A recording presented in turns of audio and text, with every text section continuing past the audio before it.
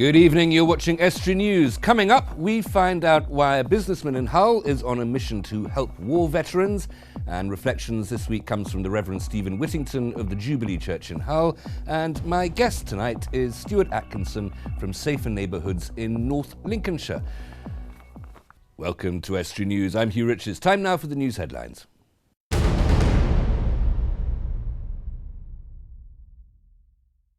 With the temperatures dropping, North East Lincolnshire Council is warning motorists of the dangers. Marking the start of National Road Safety Week, they are urging drivers to leave the car at home and walk when it comes to shorter distances in a bid to limit the number of incidents. It's down to the people who are actually interacting with the children on a daily basis to raise the awareness and hopefully pass messages on to the parents as well, because as you've probably seen this morning, there's a lot of people who'll bring the children to school. We get a lot of cars in the area which cause problems. If people can park a bit further away and walk into school, it does help. Simple things like that, and the things that we're trying to promote. Construction of a £200 million green power plant in East Hull will begin in January. That's according to the developers behind the scheme. The Hull-based Spencer Group has secured the cash to press ahead with the energy works, expected to create hundreds of jobs throughout the construction phase. And Humberside Police tell us they are doing all they can to help people with dementia and other related diseases feel safer in the community. They've launched 2 schemes, the Herbert Protocol, which is a database of those who may be vulnerable, and the Safe Place campaign, which shops and businesses can sign up to as a place that people can go if they get into difficulty. These are risk-based tools for us, so we can reduce the risk for vulnerable people within our communities. We can build more cohesion with those communities, but the critical point is that when people go missing or are in places, public spaces, we can protect them more closely. We're building dementia-friendly communities. In other news, Humberside Police is urging all those who are suffering at the hands of domestic violence to contact them. They say a victim will encounter 35 abusive incidents before they consider reporting it to the police, and that one is one too many. They're also working to tackle misconceptions, with abuse taking many forms, from physical and sexual assaults to more subtle behaviours which undermine, humiliate, isolate and control a victim. Well, that's the latest from the news. If you do have a story, you can give us a ring on 01472 315561 or email us news@estuary.tv.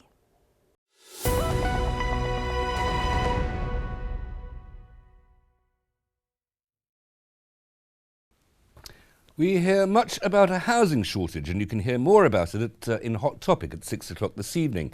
But even in this crisis, many houses, especially in urban areas, stand empty. Now, a builder from Hull wants to satisfy this need by redeveloping rundown communities for the good of our armed forces, as Dan Kemp has found out. Just a few weeks ago, like every November, Britain stands to remember those that have passed away protecting our freedoms. This year was no different, as people paid their respects at cenotaphs and Remembrance Day parades up and down the land. But what happens to those servicemen who do return from duty needing more support than most? Paul Matson owns his own conservatory business and wants to do his bit. Each serviceman that comes back is going to have some sort of different problem, whichever way. So he may not have any problems whatsoever, he just wants to put up his family. He might be put up in a room somewhere and he's split from his partner and he can't bring his children to that room.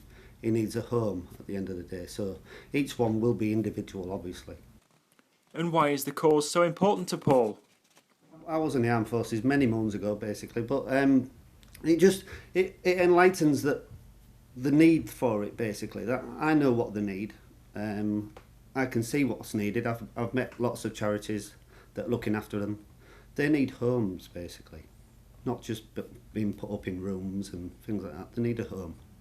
In recent years, many derelict homes have been redeveloped in the Hull City Council area, including those ones off the Boulevard and Hessel Road.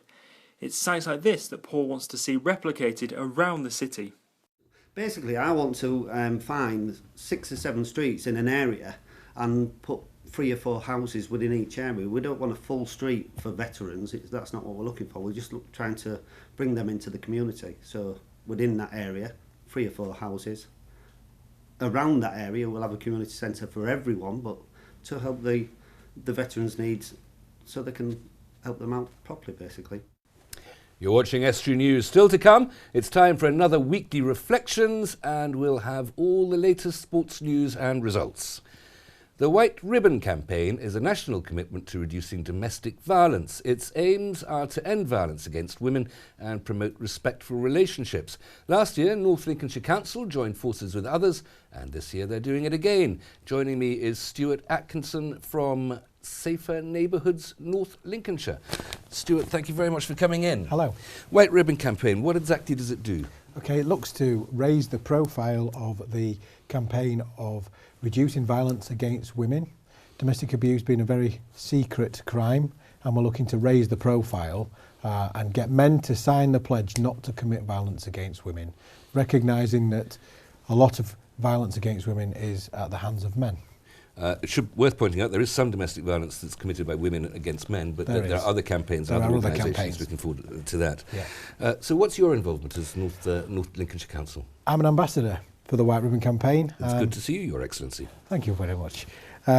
Based on the fact that from working across multi-agency services, working within drug and alcohol services, we see much violence committed against women. Previous violence being now symptomatic within their substance misuse, that trauma from the violence manifesting itself in future issues for them, and the wider impact that that has on society. So I was approached to be an ambassador from working across the patch. I mentioned that North Lincolnshire Council is joining forces with others. Who else is involved? Andrew Percy. That's the MP for Briggandool. Yeah, Nick Dakin. MP for Scunthorpe. Yeah, absolutely. And Scunthorpe United and Appleby Frodingham Squash Club. So we're looking at going to sporting venues where men generally access. Right. Well, parliamentarians, I'm not surprised. A nationally well-known football club, I'm not surprised. Squash club is a little bit more out of the blue. A little bit local, based on my commitment to that club as well. Yeah, inroads in. Yeah. The football club, it's a serious point. I mean, the place where you want to communicate with men is the place where men tend to gather. Absolutely. And now, without being sexist at all, because I don't think that there are lots of women who love football, but that's what, do you address the crowd? Do you communicate with the crowd? Yes, Scunthorpe have been really useful, really helpful, sorry. They've worn the T-shirts for White Ribbon Campaign on Saturday against Bradford City, and we were going around, Nick Dakin supported myself, going around asking men to sign the pledge never to commit violence against women again. Well, I want to ask about this pledge, because it's a bit like signing a pledge promising never to invade China or commit murder or steal the crown jewels. You would assume that not being violent is not an active decision to take. The active and criminal decision to take is being violent. So sign a pledge seems redundant. Of course, we all undertake not to be violent. Indeed. It's like going back to the Ten Commandments and looking at moral codes. I completely see that. This is from the perspective that we all care about women in our lives, generally as men, and if we don't want to see future harm to those women, we should all sign the pledge and support other men in signing the pledge also. Okay, very well. What tends to cause domestic violence? What weakness is it in men that leads them to this appalling behaviour? Who knows? You know, I haven't got the answers for that, to be honest. It can often be breakdown in employment situations, which we are obviously concerned about for the future of Tata Steel and the impact that could have on our local area. So it can be employment, it can be pressures of life, substance misuse. There are causal links, evidence between alcohol and domestic abuse as well. Hence my involvement as an ambassador based on my role. How big a problem is it? The impact on the wider community is a problem. 2011, NSPCC recorded or estimated that 130,000 children were living in domestic abuse relationships. So it's the wider impact on families. 2 women a week are murdered at the hands of their partner, and 1 in 4 women experience domestic violence. A quarter of women experience nationally in Britain. A quarter of women. That is terrifying. It's quite high and shocking and concerning. Well, it's terrifying that suffering's going on, but it also suggests that roughly a quarter of men are capable of committing this crime. Absolutely. Hence, we are asking men to sign the pledge never to commit violence against a woman. I just want one aspect, the legal aspect here. What can the police and the justice system do about it? Okay, well, a lot of domestic abuse is reported to police. What we would say is that the answers are within the community itself, and there are lots of support agencies out there. I would urge people to Google the White Ribbon campaign. Right. And look at your local council for local support services if you are experiencing domestic abuse. And this particular campaign is running, it's this week, isn't it? It's this week, yes. It's it's for the next fortnight. Wednesday the 25th we'll be at Baysgarth Leisure Centre. On the 1st of December we'll be at the Pods, and we'll be also wearing the t-shirts as our squash club, and being visible in the community, getting men to sign the pledge. Okay, and that visibility in the community, I noticed that little white ribbon The white badge ribbon. you're wearing. Indeed. Don't muck about with your microphone. Yeah. And that's the way of showing solidarity as well. That's the way of showing for the solidarity, next few indeed. weeks. Absolutely. Stuart, don't go away. We'll come back and talk a little bit more about this after the break. But Okay. we're just going to have to stop there for a second. Thank you. Join me in the second half when the Reverend Stephen Whittington of Hull's Jubilee Church will bring us today's reflections, and we'll have all the latest local sports news and results.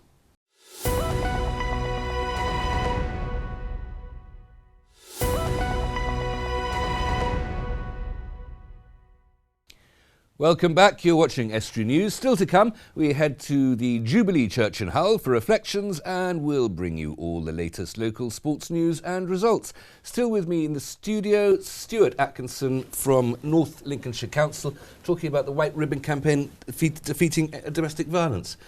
What are the legal recourses? Because this is a particularly difficult crime to prosecute, because we have happily in this country a rule that you're innocent until proved guilty. And this is a crime that tends to occur in private, so it will very often be one person's word against another's. Oh. Is there anything, I mean, what is the solution to that conundrum? Absolutely, and how much goes underreported or not reported? Absolutely. You know, the scary thing, we're talking about domestic abuse in general, the impact that this is having on children as well. 1 in 9 young people state that they've experienced some level of domestic violence against them or violence from a relationship. So there are, I mean, since the law you're talking about in the 90s, I think we have progressed slightly. Well, I know there have been developments that the police have much greater powers to intervene. Yes, and indeed. to investigate. And to investigate. However, the evidence base is out there to say that when there is serious harm committed, it's usually being perpetrated several times before people actually begin to report. People can live within domestic violence relationships for up to 5 years and have multiple episodes of domestic abuse. So we would encourage people to report it as soon as it is perpetrated. There are such things now as harassment notices and PIN notices to keep perpetrators away from perpetrating further violence. But as we know, men don't always stay away, and we encourage women to try and keep as safe as they can.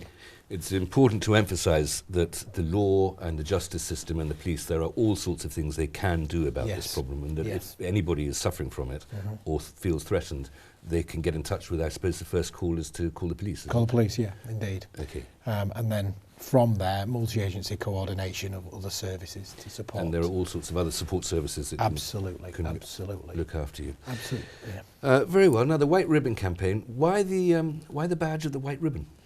Well, I suppose it's different to a red ribbon or a yellow one, because, you know, that's... But they all these ribbons, it gets a little bit confusing. You need a sort of colour key code, don't you? Colour chart to remember what they're all for. Absolutely. It reminds me of a white dove and the peace symbol. Yes. To be honest, yeah. It does have that sort of... or surrender. Well, no, let's not be that defeatist about it. This is a problem that can be solved. But anyway, so it's 2 weeks starting from this week. 2 weeks, yeah. And there are various events going on. Absolutely. In schools, as I said, in the leisure centres, Baysgarth, the Pods on the evening of the 1st between 6 and 8, Baysgarth between 4 and 6. And work within schools and education settings also. And if people want to support this, there is this slightly, I think, slightly strange matter of signing a promise not to hit anybody. Absolutely. But where can people go to sign that pledge? So we will be in community venues and we will be in the Scunthorpe Town Centre as well, asking people to sign this pledge. Okay. Stuart, thank you very much for coming in. Thank you.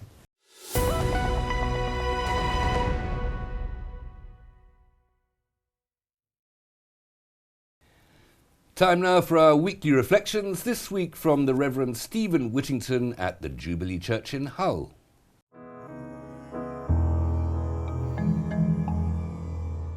Steve Whittington, church minister at Jubilee Church, Hull. In the days of the Roman Empire, mustard was a sign of power because of its fiery, spicy flavour. King of the Persians, Darius, invaded Europe and was met by Alexander the Great. Darius sent Alexander a bag of sesame seeds as a taunt because there were many, indicating the number of soldiers he had which were going to defeat him.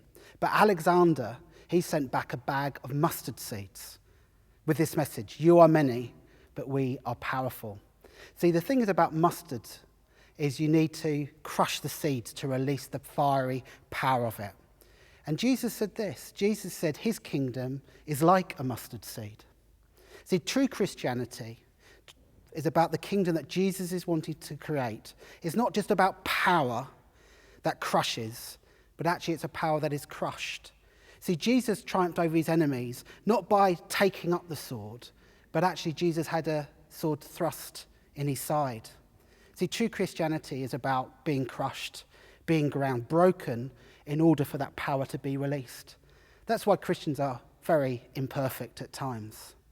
In John 12:24, Jesus said this. He said, I tell you the truth, unless a kernel of wheat falls to the ground and dies, it remains a single seed. But if it dies, it produces many seeds. And Christians believe that Jesus died and, of course, rose again from the dead. See, this Jesus, of course, was a man of power. He performed incredible miracles and healings, and yet he had great humility, great love, and great compassion. And that's what true Christianity is about. It's about laying down our lives, serving our communities, caring for people, not just standing up saying what's wrong, but saying what's right with the world and showing love and compassion to people all around us. Joining me now on the sofa, Erica Barker, to look through some of the weekend's news stories. Erica, what have you found? Hello, Hugh. Well, tributes have been paid to a Grimsby motorcyclist who died following a crash on the A16 at the weekend. Although not officially named yet by police, the man involved in the tragedy has been identified locally as Jason Brown, 49, from the East Marsh. He was riding a motorcycle between Louth and Grimsby when the collision happened on Bens near Utterby at 10:45 p.m. on Saturday. So a very tragic Sad story. there. Dangerous piece of road, though, as well, between Grimsby and Louth. Some parts of it, you have to be very careful. Very dangerous, very dangerous. The next one then in Hull, Springbank on Hull, two men have been seen carrying knives, making racist remarks at a grocery store, a 24-hour grocery store called Bercal. The man who owns the store came out, saw them with knives, tried to scare them off. They did leave, returned an hour later. Very scary stuff.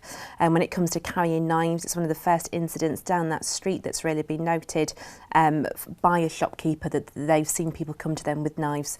So very scary stuff. Well, somebody, a bit of a have-a-go hero there. Somebody scared him off. Yes. Okay. But the man who owns the store did actually manage to take a photograph of them on the phone as well. Good. So that's great news. So the police are after them. And if anybody wants any more information, they can look on the Humberside Police website or give them a call. Excellent. So what do you know about Grimsby Town?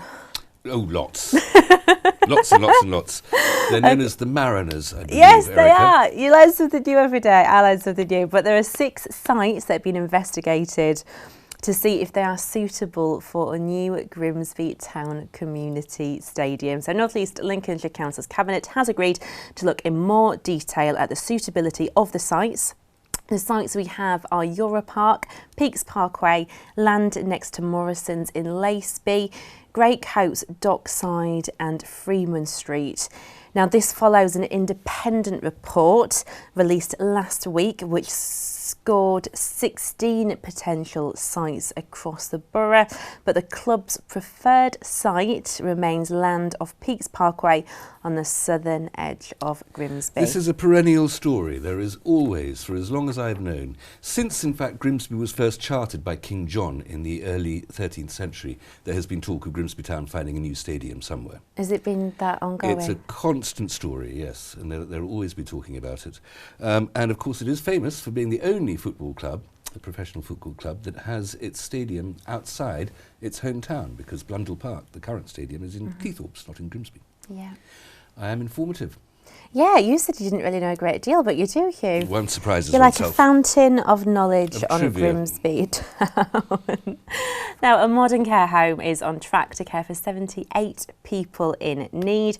A state-of-the-art 78-bed dementia care unit in Cleethorpes is all set to open next summer. Brilliant. Erica, that sounds like very good news. Thank you, Thank Hugh. you very much. Time now for the sport.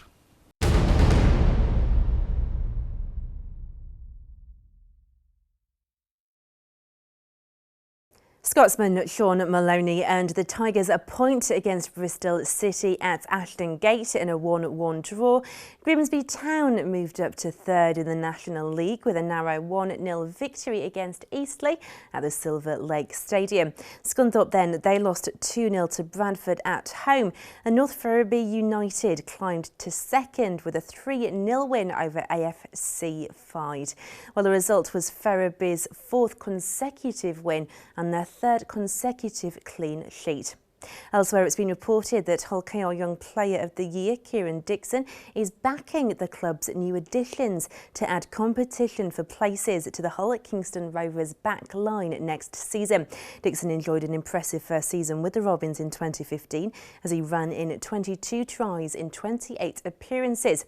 The likes of Ian Thornley, Thomas Minns and Ryan Shaw have all been added to Chris Chester's squad for the 2016 campaign, and Dixon believes it's an exciting mix of youthful talent. And the Hull Daily Mail says Hull FC coach Lee Radford is desperate to keep his star players fit this year. The Black and Whites were left reeling from major injuries in 2015 to key players at crucial stages of the season, despite going on to reach the top 8 in Super League. Radford told the Mail that the key to him is keeping the blokes fit, and they have to get better physically, whether that be injury prevention or injury recovery. And that's the latest from the sport. That's all for tonight. If you have a news story, then please visit our Facebook or Twitter pages. Details on the screen. Email news@estuary.tv or phone Grimsby 01472 31 55553. Until tomorrow, good evening.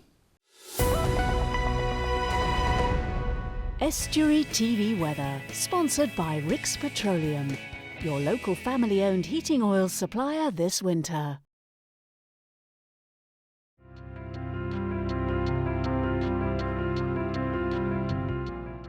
Hello and welcome to Estuary TV's weather. Staying breezy on Tuesday with some scattered showers through the day, especially in the west. Some east coastal districts may become dry with some brighter spells and a maximum temperature of 8 degrees. Bright on Wednesday with showers developing along the coast where it will be windy.